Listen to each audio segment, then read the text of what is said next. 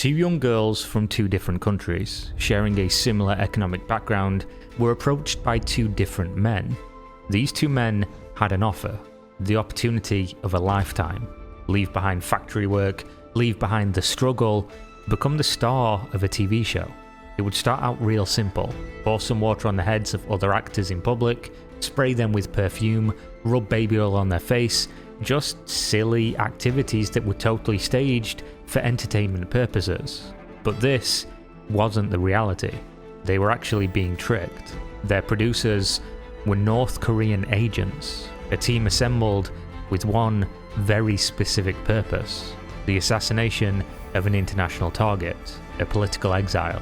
The girls were told this was all for fun, for videos and TV clips. The reality, they were going to commit murder. They were not acting on a TV show, they were now assassins.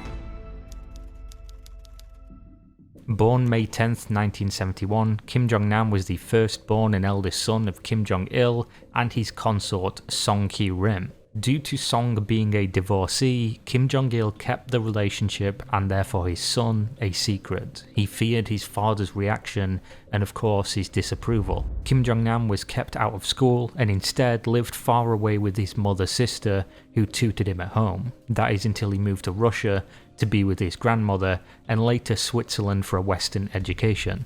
In 1994, the disapproving grandfather died, leaving father Kim Jong-il as the leader of North Korea. No longer needing to keep his son's existence a secret, Kim Jong-nam was given a senior position in the Ministry of Public Security. He was being groomed to be the successor to the Kim dynasty. Ko Yong-kyu, however, Kim Jong-il's second wife, with which he had two legitimate sons, wanted her children to be the next glorious leaders. After all, these children weren't ones that needed to be hidden for most of their life. In 2001, Kim Jong-nam, still his father's favourite, attempted to enter Japan via Narita Airport while using a fake passport and identity. He was caught and deported to China, which is where he explained to the authorities he was intending to visit Disneyland Tokyo. Kim Jong-il was furious about what his son had done. He had to cancel a political trip to Shanghai due to the sheer embarrassment his son had caused him. You might ask, why was this such a big deal? Well, the United States is considered the #1 enemy of North Korea. Imagine you are the dictator who tells your people America is the boogeyman, and then your son, the heir to the dynasty of the Korean people, is caught sneaking into Disneyland, which might as well for this purpose be called America the theme park. This incredible betrayal left an opening for Kim Jong-il's wife to pressure the glorious leader to remove the current favour bestowed upon his bastard son and instead focus on his two legitimate sons, Kim Jong-chul and Kim Jong-un.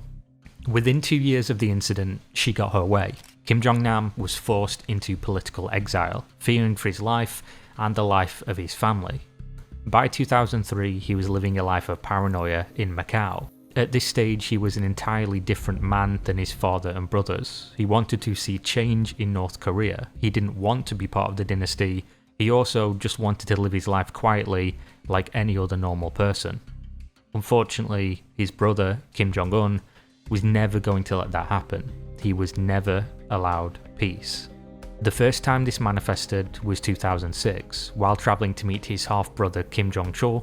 The first attempt was made on his life. This led to the Hungarian government protesting the actions at the North Korean embassy in Vienna. After all, it wasn't good for anybody to have North Korean operatives trying to kill a man on foreign soil. For clarification, Kim Jong-chul is Kim Jong-un's older brother, who was never groomed for the leadership position, despite being born to the same mother and entirely legitimate. While these early attempts on Kim Jong-nam's life were obviously something to fear, it was about to get much, much worse. For Kim Jong-nam, it was a regular day. He arrived at Kuala Lumpur International Airport at about 9 AM and headed to the self-checkout kiosk for his Air Asia flight back to Macau. While standing in the line, the first woman came up behind him, reached around his body, and grabbed onto his eyes with her hands. Before he knew what to do or how to react, another woman wearing a t-shirt with big black letters saying LOL walked from a slightly different angle and did the exact same before running away. His face was now wet with some kind of substance. Being the survivor of multiple assassination attempts, he knew this was serious. He immediately headed for the security and explained what happened, claiming he was already feeling dizzy. The CCTV footage shows the security take a step back from him when they understood what he was saying. Within minutes, Kim Jong-nam was being escorted to a medical facility within the airport, and you could see already he was walking with a visible limp to his step. A few minutes later, he was in medical care. It didn't matter. They gave him atropine and morphine, but it was too late. He started having a seizure, and it didn't stop. I won't describe in detail how bad this was, but even though he was in medical care and then in an ambulance shortly after, it made no difference. Within 60 minutes of the attack, Kim Jong-nam was dead. But why? Why did this happen, and who were these women? To fully understand why Kim Jong-nam's very existence was considered a supreme threat to the leadership of North Korea, first you have to understand why the Kim family are in this position. The Kim dynasty staked their claim to leadership from the idea they are the bloodline of the first Korean people, descended from Mount Paektu. This means, just like royalty, the hierarchy of the family and those who rule should traditionally be determined by blood and age. Kim Jong-il's firstborn son was Kim Jong-nam, which gave him the ultimate claim to replacing his father as leader of the North Korean people. This made him the most dangerous man alive in the eyes of Kim Jong-un, who was the third-born son. Despite this, Kim Jong-nam agreed with his father that if he were to be allowed to leave the family and live out his days in peace outside the country, he would forsake his right to power, allowing it to pass to his younger half-brother Kim Jong-un. That, however, was not enough for Kim Jong-un, who saw his older half-brother as someone who could one day challenge him. What made matters worse is that while outside of North Korea, Kim Jong-nam was the first of the Kim family to ever speak to foreign press, something he did often. After living in exile for many years, being more westernized, he had become an outspoken critic of the country's operation. He often spoke about his feelings towards the dynasty and the state of North Korea. One such quote reads, "Without reforms, North Korea will collapse." For these comments and more, Kim Jong-nam was added to a kill list, a standing order for his execution, not just in the event of his return to the territory of North Korea, but to actively seek his death on foreign land. It was a very bad look for such a high-profile member of the Kim family to be speaking against the country like this, but also the leadership in North Korea was tenuous and Kim Jong-un was paranoid. There were many more experienced leaders and even more experienced Kim family members who could replace him, so he did what he needed, ordered for their execution. From 2006 to 2012, there were 3 attempts made on Kim Jong-nam's life. He saw no escape from this torment. His half-brother was now a dictator as of 2011, who was obsessed with eliminating any man who could threaten his position, even going so far as to have his own uncle, his father's brother, killed by firing squad. Within the first year of Kim Jong-un taking power from his father after he died, over 200 high-ranking members of the political party and the military were put to death, and if his own family who served loyally were so easily disposable, nobody was safe. Kim Jong-nam's last resort was to beg for mercy. According to South Korean intelligence, he sent a letter to his brother which read as follows: "Please withdraw the order to punish me and my family. We have nowhere to hide. The only way to escape is to choose suicide." As we now know, this didn't work, or at least only for a little while. A few years later a plan formed, one that was finally successful. 2 women were hired for a very special job. Siti Aisyah was born in Indonesia, growing up in a small village of farmers, from parents who were also the children of farmers. After finishing school at age 16, Siti wanted to live a different life, to help her poor family in any way she could. To achieve this goal, she needed to go out on her own, leave behind the village life and seek better opportunity. This led her to Jakarta, Indonesia's capital, where she quickly discovered life was not all that easy. She was qualified for nothing and instead found herself working in a clothing factory. The hours were brutal, 8 AM to midnight every single day, but she made enough money to live, and for now, that was enough. Within the first year of working there, she married the factory owner's son, and at age 17, gave birth to their child. She was still required to work for those long, brutal hours every single day. In 2012, she and her husband divorced, and the parents of her ex-husband took her son. She then moved to Kuala Lumpur, Malaysia, with promise of a spa job. This turned out to be sex work. City hated it, but couldn't make comparable money anywhere else. It was a means to an end, and hopefully things would change one day. One night, a taxi driver by the name of John picked her up and asked if she was interested in becoming a star for an internet video series. The sentence could easily have ended after "Do you want to become a star?" That was all she needed to hear. Yes, she did. John learned of this job when he picked up a man called James who claimed to be a producer from Japan. "If you find any girls who are interested, call me," James said as he got out of the taxi and handed him his card. Things progressed quickly. John took City to meet James the very next day at a local mall.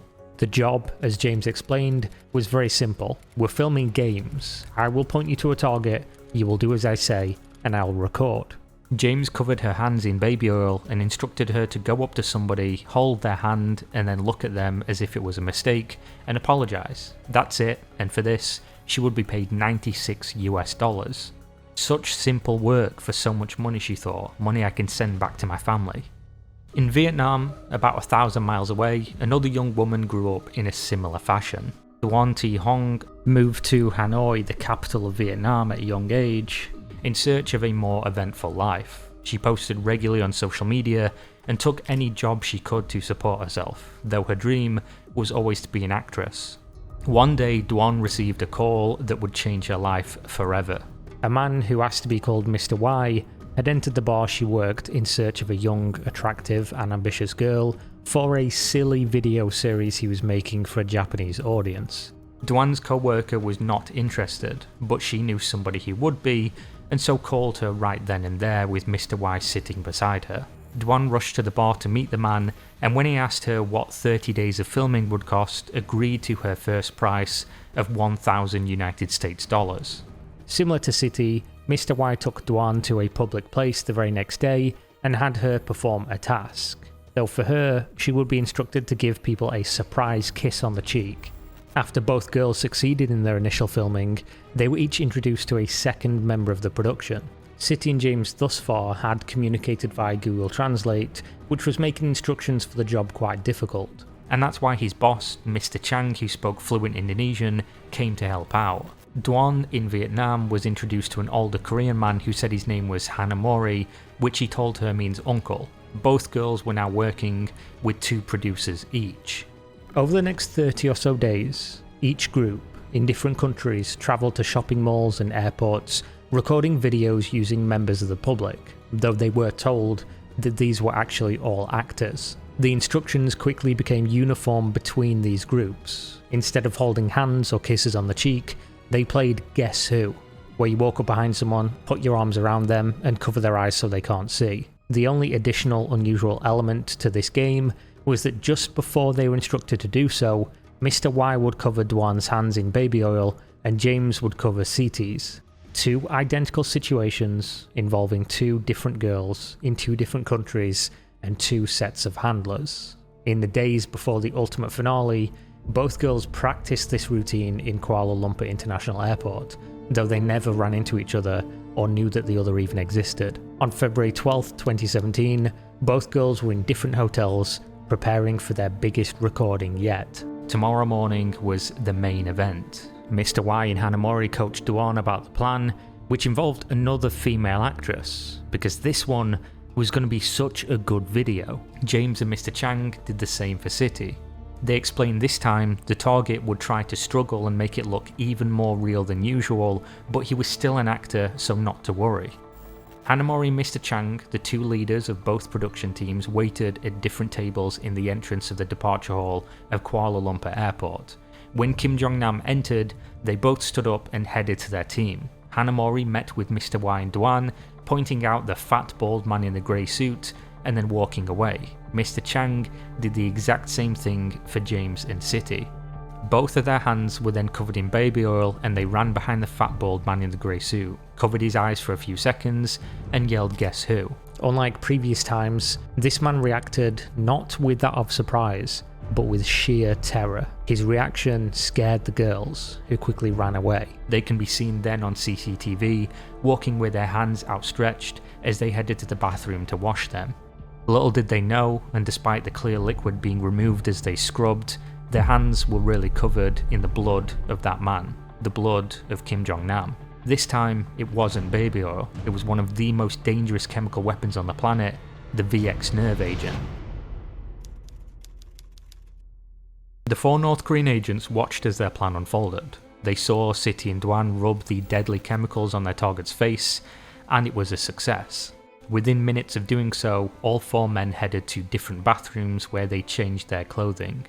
They then met with an employee of the North Korean embassy in Malaysia and a North Korean airport employee, who fast-tracked them through all security. Within 2 hours of the attack, the 4 handlers were taking off on a flight which was headed to Jakarta. From Jakarta they flew to Dubai, and from Dubai they flew to North Korea. The embassy employee and the airport employee, after assisting in their escape, travelled directly to the embassy and took refuge, knowing the authorities could not enter. Siti and Dwan, who didn't know each other and thought their recordings were successful, simply left as they did from any other prior job, casually taking a taxi to their individual hotels and going about their day. The Malaysian authorities scrambled to review CCTV footage and put together the pieces of what had happened. They identified the attackers, identified 4 North Korean men who fled the scene, as well as the 3 North Korean men who remained in the country. 2 of these were hiding in the embassy, and another was a chemist on the embassy payroll.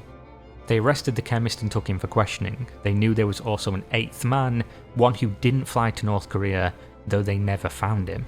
The Malaysian authorities then tracked Siti to her hotel 2 days after the attack, where they found her with a roommate in an unlocked room. They asked her where she was on February 13th. "The airport," she replied. They asked with who. "My boss, Mr. Chang," she replied. They asked her to call him. His number was disconnected. They arrested her for the murder of Kim Jong-nam. As for Dwan, according to text messages recovered, she was instructed to return to the airport for another recording. She arrived alone, wearing the same shoes, with the same haircut, and CCTV footage shows her walking around the airport texting on her phone, looking around, putting the phone to her ear, as if trying to contact someone.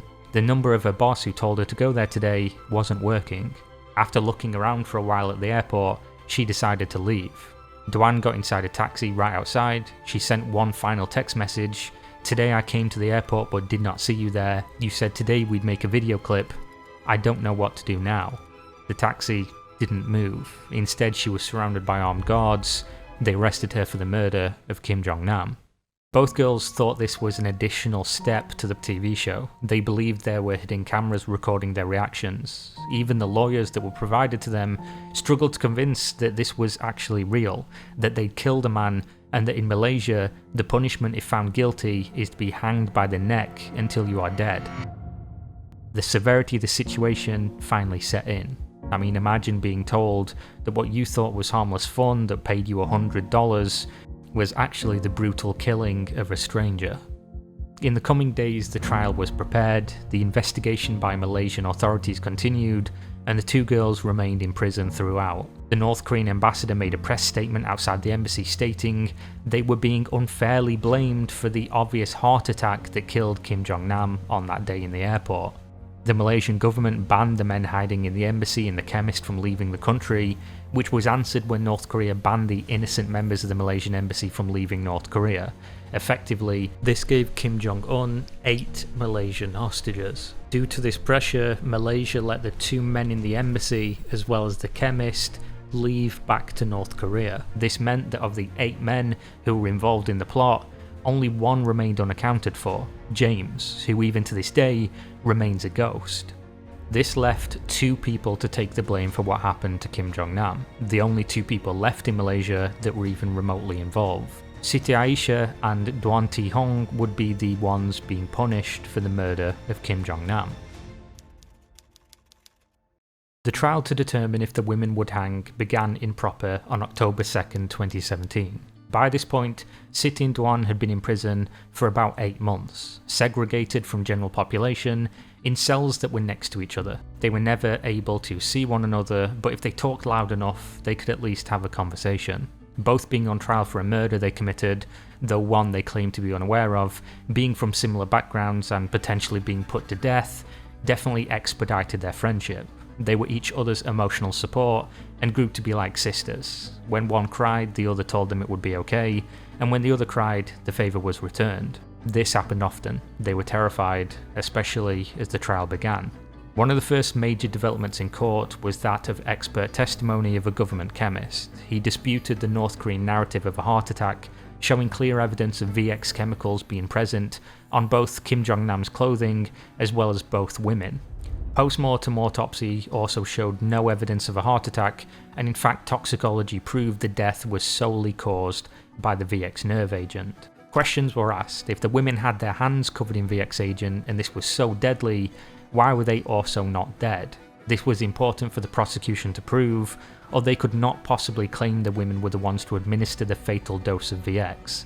An expert testified that due to the thickness of skin on the palms of the hand as well as the fat content, they would be able to wash it off with soap and water without suffering any adverse effects as long as they didn't get it elsewhere. The reason is that the nerve agent needs to enter the bloodstream, which is why when rubbed into the eyes, it is 100% fatal as it's absorbed very quickly. The prosecution then used CCTV footage of the women performing the attack, as well as this testimony, to prove it was them who definitively killed Kim Jong-nam. This was accepted as fact.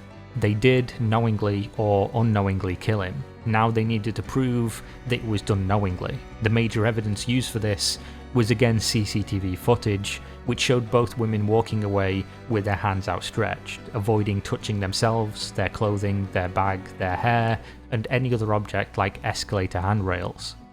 They also pointed out that the women immediately headed to the bathroom to clean their hands and thus avoid negative consequences of the deadly chemical. The prosecution argued that they walked and behaved this way due to their knowledge of the chemical they just used to kill Kim Jong-nam. They didn't use the term assassinate because they didn't really admit that there was any kind of political motive behind this attack. The defense teams from both women stuck to their story from day one. Siti and Dwan knew nothing. They thought they were on a video series, that they were performing, that the people they interacted with were actors, and that they didn't know they were hurting that man. The footage that was shown by the prosecution was cherry-picked and showed exactly what they wanted. Two women who knew what was on their hands was deadly. The footage shown by the defense was the total opposite. Both women walked slowly, even rubbing their hands together at times or touching their hair, and also headed to a bathroom that was slightly further away. Evidence that they didn't know the liquid was as dangerous as it is, and that they had not planned to rush to the closest place to clean themselves. How could they know the dangers of VX and do these things? They also admitted evidence in the form of testimony of Dwan acting in other videos for YouTube channels entirely unrelated to this case, before she even made contact with the North Korean men. These videos even came with written testimony by the YouTube channel owner who hired her, and further evidence of Dwan's occupation that she listed even on her arrest record, an actress. On top of this, testimony was given from the friend who first introduced Dwan to the North Korean man who recruited her for the video series in the Hanoi bar where she worked. So to everybody watching, this was either an incredibly elaborate backstory, or this really was the craziest assassination plot ever conceived.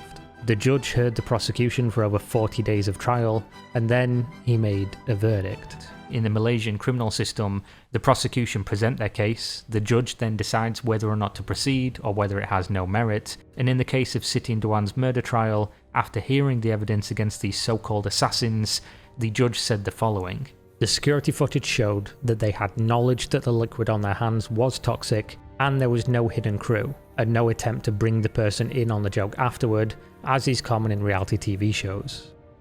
He also stated that the point of these videos was fun, and nothing about what they were doing was fun, therefore it couldn't have been part of a TV show. The ruling he made was that the trial would proceed to their defense, which would take another few months, more time in prison for the women, and one step closer to the death penalty. Upon resuming the trial on March 11th, 2019, the most shocking thing happened within the opening minutes. Menarik to withdraw charge against Siti Aisyah. On this 44th day of trial, the first day of defence, the judge accepted this request, immediately releasing Siti Aisyah from custody and clearing her of all charges. On this day, Dwan was due to take the stand and testify on her own behalf, but seeing her sister, her emotional rock, the only person in the world who understood her, and faced the same fate being released while knowing she was likely to take this punishment alone, had left her broken. She was happy her best friend had escaped, but was facing the abyss without her strength. The defense requested court be adjourned. It was granted. The trial was delayed again until April 1st, 2019. This gave Duan's defense exactly 3 weeks to prepare. 2 days after Siti's release, it was revealed the Indonesian government had sent a letter requesting she be set free, which was in the power of the Attorney Generals to grant. The defense of Duan and everyone watching these events unfold were completely dumbfounded by this. How do two women perform the exact same crime, stand trial with the exact same charge, have their government both ask for their release, and yet only one of them be granted? How does one take the punishment while the other is set free? It was a farce. At this point, the only explanation was that the government needed somebody to take the fall for this murder just to save face. They couldn't let no one get punished for such an unprecedented crime. And so Duan's trial for murder continued. On April 1st, 2019, she entered the courtroom with her usual armed guard. It was completely silent. The prosecutor stood and asked to give a statement, another request for the court. The charge of murder would be dropped against Duan, instead changed to one count of voluntarily causing harm by dangerous weapons or means, a charge she pled guilty to. The judge sentenced her to 3 years and 4 months in prison, including time served, and given a 1/3 reduction. The ultimate move of saving face. This was their show of justice. 32 days after this last day in court, on May 3rd, 2019, Duan was released from prison. She immediately boarded a plane and travelled back to Vietnam, back to her family. Both women, both actresses, both assassins were now free. All 8 North Korean men who facilitated, planned, manipulated, and oversaw this assassination were free and unreachable. 2 years after Kim Jong-nam was killed, and not a single person was held accountable. North Korea managed to use chemical weapons to kill a guest of another country in a highly secure building in broad daylight, and nothing has ever happened in retaliation. So some questions you might be asking yourself. Why was Kim Jong-nam only killed in Kuala Lumpur, despite his enemies knowing where he was for the last decade? Because North Korea's relationship and reliance on China. Using chemical weapons on Chinese soil to assassinate someone who has connections in China would have been an incredibly bold and stupid move, especially since China were rumoured to be protecting him in case North Korea went to shit and they needed to install a rightful and friendly leader. Which leads us to another why. Why did Kim Jong-nam leave Macau when he knew his life was in danger and no one had ever tried to kill him while he was there? Well, according to some sources, to meet with his CIA handler, to hand off data he was selling as a source and receive his cash payment.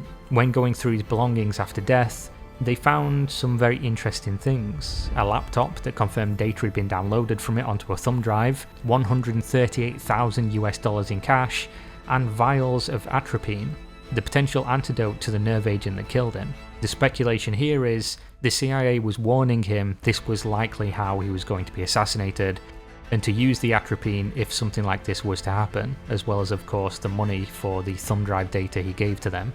Though of course nobody's going to confirm that he was actually a CIA asset. This in a way was a perfect crime. Their first and priority objective was to assassinate a political exile, the half-brother of their leader. The secondary objective was for all perpetrators to escape, and the third was to have no deterioration of political relationships. They succeeded on all objectives. The only people that ever faced consequence were the 2 women who thought they were going to be made rich and famous. Instead, they spent 2 years in prison and faced down death every single day. They are still, as of 2022, branded as North Korean operatives and murderers online, and will live the rest of their life with the knowledge that they killed a man. And, of course, Kim Jong-nam, a man who was horrifically murdered and will never, ever receive justice.